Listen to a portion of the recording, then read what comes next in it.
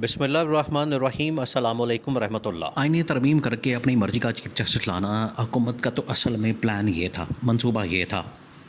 लेकिन ये मंसूबा अब हुकूमत के अपने गले पड़ने जा रहा है और मामलात बिल्कुल हुकूमत के हाथ से निकलने वाले हैं। क्योंकि जस्टिस याहिया आफरीदी ने जो पहले दिन मुलाकातें की हैं, उन मुलाकातों के अंदर उन्होंने चीफ जस्टिस काजी फ़ाइज़ ईसा के साथ भी मुलाकात की है और उन्होंने जस्टिस मंसूर अली शाह और जस्टिस मुनीब अख्तर के साथ भी मुलाकात की है। अब इन मुलाकातों के अंदर क्या डिस्कस हुआ, क्या कहानी है, ये बड़ा अहम मामला है। बहुत अहम तरीन मुलाकातें हुई हैं और इन मुलाकातों ने आखिरकार मुस्तक़बिल के लिए, आने वाले दिनों के लिए एक रास्ता सेट कर दिया, एक डायरेक्शन सेट कर दी, एक टोन सेट कर दिया कि आगे होने क्या जा रहा है और इमरान खान के मतलब क्या होने जा रहा है। और हुकूमत जो ये मंसूबा बना के बैठी थी, देखिए एक प्लान इंसान बनाता है, एक प्लान अल्लाह ताला बनाता है, एक कुदरत का होता है और आखिरकार प्लान उसी ज़ात का, अल्लाह ताला की ज़ात का और कुदरत का चलता है और जो इंसान का प्लान होता है वो धरा का धरा रह जाता है। हुकूमत ने तो प्लान किया था कि हम इसके ज़रिए से इमरान खान को पकड़ लेंगे, इमरान खान को ट्रैप करेंगे और जितने आइनी और सियासी या रियासती मामलात होते हैं उसके अंदर कम से कम अपनी मर्ज़ी का चीफ जस्टिस होगा तो वहाँ से हम अपने फ़ैसले करवा लेंगे। अब दो चीज़ें हैं, एक तो ये कि हुकूमत ने अपनी मर्ज़ी का चीफ जस्टिस तो लगा लिया जस्टिस याहिया आफरीदी को, दो सीनियर जजेस को इग्नोर करके। ये जानबूझ के किया क्या? जस्टिस मंसूर अली शाह को और जस्टिस मुनीब अख्तर को इग्नोर किया गया जानबूझ के, क्योंकि ये दिखाना ये चाहते थे कि वजह क्या बनी जस्टिस मंसूर अली शाह को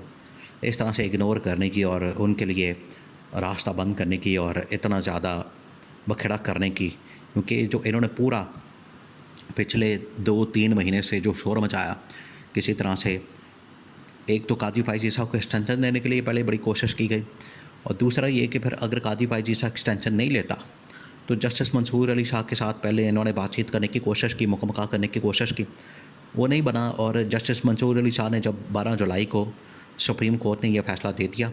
और ये जब फ़ैसला आ गया जिसके अंदर ये कहा गया, जिसके अंदर ये बात की गई कि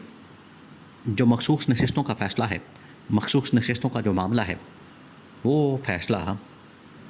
आखिरकार इस हुकूमत के गले पड़ गया। वो फ़ैसला था जिसकी वजह से जो बुनियाद बना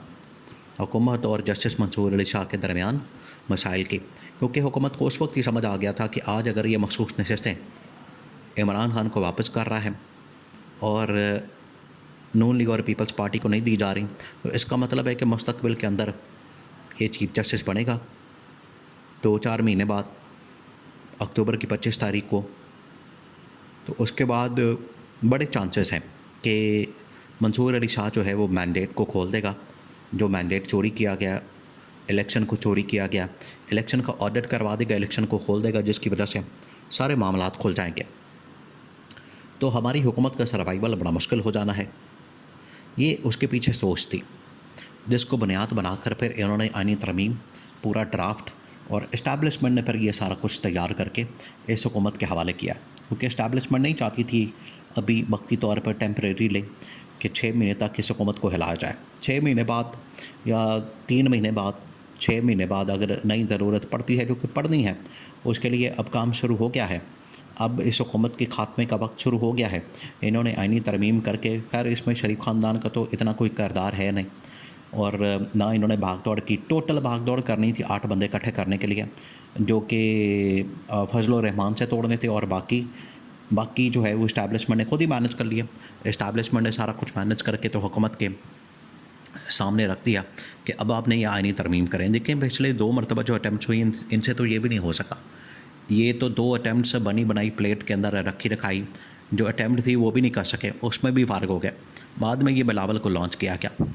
अब बात यह है कि जब ये सारा मामला हुआ, जस्टिस मंसूर अली शाह का गवर्नमेंट का आपस में एक क्लैश हो गया, इख्तलाफ हो गया, तो उसके बाद फिर मंसूर अली शाह का रास्ता रोकने के लिए ये फिर मंसूबा बनाया गया। अब ये मंसूबा तो बना लिया गया, अब ये प्लान तो बना लिया गया और प्लान बनाने के बाद जो चीज़ें हैं अब आगे बढ़ना शुरू हो गई हैं।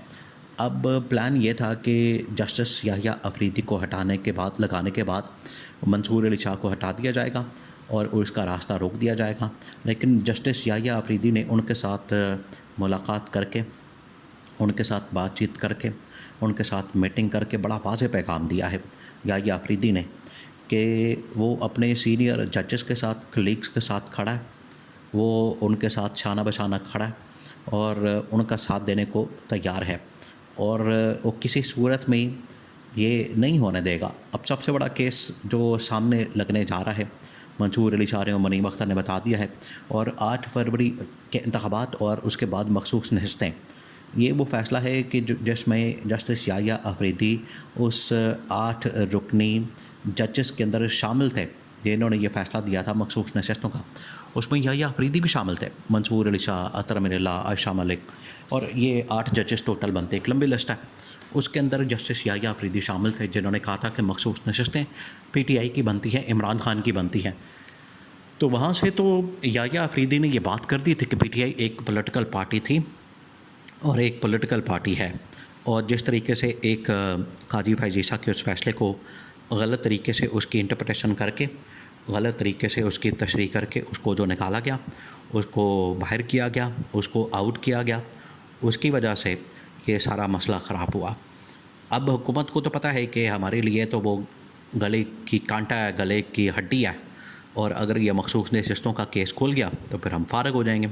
तो जस्टिस याहिया अफरीदी ने इस मामले के ऊपर कम अज़ कम ऑन बोर्ड ले लिया है मंसूर अली शाह को कि हर सूरत में जो सुप्रीम कोर्ट का फ़ैसला है इसके ऊपर अमल दरामद होगा। अब आईनी अदालत के अंदर कौन सा चीफ जस्टिस आता है, कौन सा बेंच बनता है, उसका सरबराह आईनी बेंच का किसको बनाया जाता है, ये बड़ा अहम तरीन मामला है। लेकिन कम से कम याहिया अफरीदी की हद तक तो यह बात सामने आई है कि याहिया अफरीदी ने इस बात के ऊपर इत्तफ़ाक़ राय किया है, उसने इस बात के ऊपर एग्री किया है कि जो मुकदमात हैं, केसेस हैं, फ़ैसले हैं, उनकी जो इम्प्लीमेंटेशन है फ़ैसलों की, वो हर सूरत में होनी है। और याहिया अफरीदी को लगा के ये समझ रहे थे कि शायद अपनी मर्ज़ी का चीफ जस्टिस लगा के हमने सब कुछ तय कर दिया है, तो ये अब इनको अगले 1 हफ़्ते के अंदर पता लग जाना है। जब आईनी बेंचेस बन जाने हैं, मुकदमात शुरू हो जाने हैं, और मुल्क के अंदर देखें इस वक्त आईनी मुकदमात सुनने के लिए कोई बेंच ही मौजूद नहीं। आप अंदाज़ा करें कि मुल्क बग़ैर किसी अदालत के चल रहा है। तो जब आईनी मुकदमात आईनी बेंचेस के सामने लग जाएंगे, मामलात आगे बढ़ना शुरू हो जाएंगे, तो उसके बाद फिर गवर्नमेंट को पता चलेगा कि याहिया अफरीदी